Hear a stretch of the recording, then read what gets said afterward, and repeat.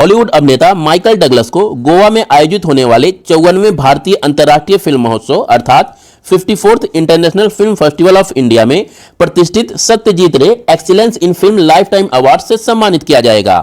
54वें भारतीय अंतर्राष्ट्रीय फिल्म महोत्सव का आयोजन 20 से 28 नवंबर 2023 तक गोवा की राजधानी पणजी में किया जाएगा। यहां पर आपको ध्यान रखना है कि international film festival of India अर्थात IFFI का आयोजन पिछले कुछ वर्षों से लगातार गोवा की राजधानी पणजी में किया जाता है।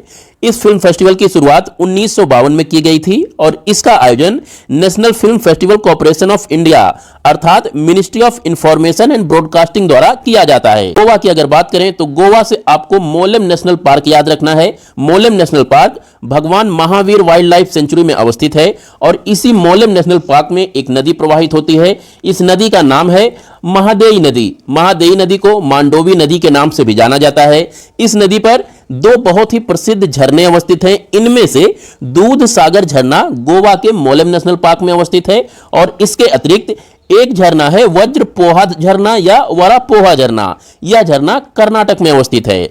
अगर बात करें महादेई नदी अर्थात मंडोवी नदी के सोर्स की तो इसका उद्गम कर्नाटक के भीमगढ़ से होता है।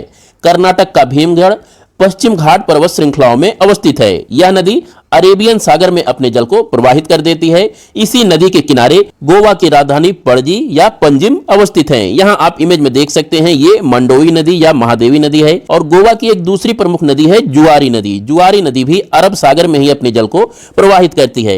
ये जो आप खाड़ी देख रहे हैं इस खाड़ी को कहा जाता है मरमुगांव की खाड़ी, क्योंकि यहाँ पर मरमुगांव बंदरगाह अवस्थित है और उसी के नाम पर इस खाड़ी का नाम मरमुगांव खाड़ी रखा गया है। Irish NGO concern world wide और जर्मन एनजीओ वेल्ट हंगर हिल्फे द्वारा जारी ग्लोबल हंगर इंडेक्स 2023 में भारत 125 देशों में 111वें स्थान पर है। इस सूचकांक में भारत के पड़ोसी देशों का प्रदर्शन उससे बेहतर रहा है।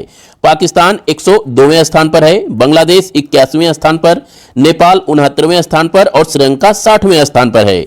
2022 के ग्लोबल हंगर इंडेक्स में भारत 121 देशों में 107वें स्थान पर था।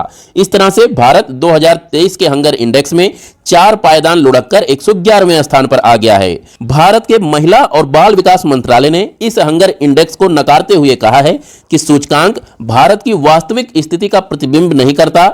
इसमें बहुत सारी खामियां हैं। इसकी गणना के लिए उपयोग किए जाने वाले 4 संकेतकों में से 3 संकेतक दरअसल बच्चों के स्वास्थ्य से संबंधित है। ऐसे में यह पूरी आबादी के बारे में नहीं बता सकता। इजराइल हमास संघर्ष में फंसे भारतीयों को निकालने के लिए भारत सरकार द्वारा ऑपरेशन अजय शुरू किया गया।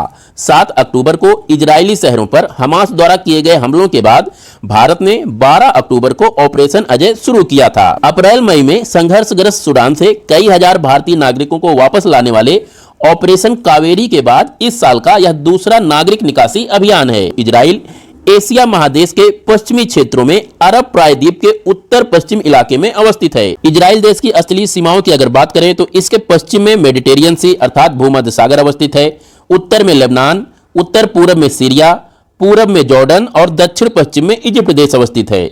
वहीं ये जो आप क्षेत्र देख रहे हैं इसे वेस्ट बैंक के नाम से जाना जाता है और यहाँ पर ये एक छोटी पट्टी है। इस क्षेत्र को गाजा स्ट्रिप के नाम से जाना जाता है। वेस्ट बैंक और गाजा स्ट्रिप पर फिलिस्तीनी मुस्लिमों की आबादी निवास करती है। यहाँ पर ध्यान दीजिएगा कि इजराइल के पूरब में एक नदी प्रवाहित होती है। इस नदी को जॉर्डन नदी के नाम से जाना जाता है। जॉर्डन नदी मृत सागर में अपने जल को प्रवाहित करती है।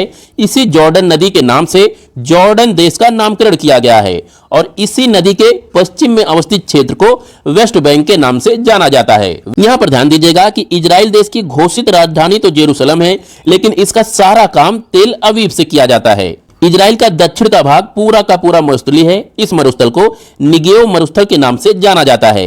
निगेव मरुस्थल के एकदम दक्षिण में अकाबा की खाड़ी अवस्थित है। अकाबा की खाड़ी लाल सागर का ही एक हिस्सा है। यहाँ पर सी ऑफ गलीली अवस्थित है और ये पूरा का पूरा क्षेत्र जिसे गोलन हाइट्स के नाम से जाना जाता है सीरिया और इजराइल के बीच में विवादित है। आज का एमसीक्यू देख लेते हैं। आप लोगों को बताना है कि चेन्नई में स्थित जीआई रजिस्ट्री द्वारा अभी हाल ही में किस राज्य या केंद्र शासित प्रदेश के लोकप्रिय डोगरा व्यंजन कलाड़ी या कलारी को भौगोलिक संकेतक टैग प्रदान किया गया है। आपके ऑप्शन है हिमाचल प्रदेश, उत्तराखंड, सिक्किम या फिर जम्मू एंड कश्मीर। इस एमसीक्यू का जवाब आप लोग कमेंट में दीजिएगा। कल फिर मिलते हैं लेटेस्ट करंट अफेयर्स, एमसीक्यूज और कुछ स्टैटिक जीके के साथ। तब तक के लिए नमस्कार और जय हिंद।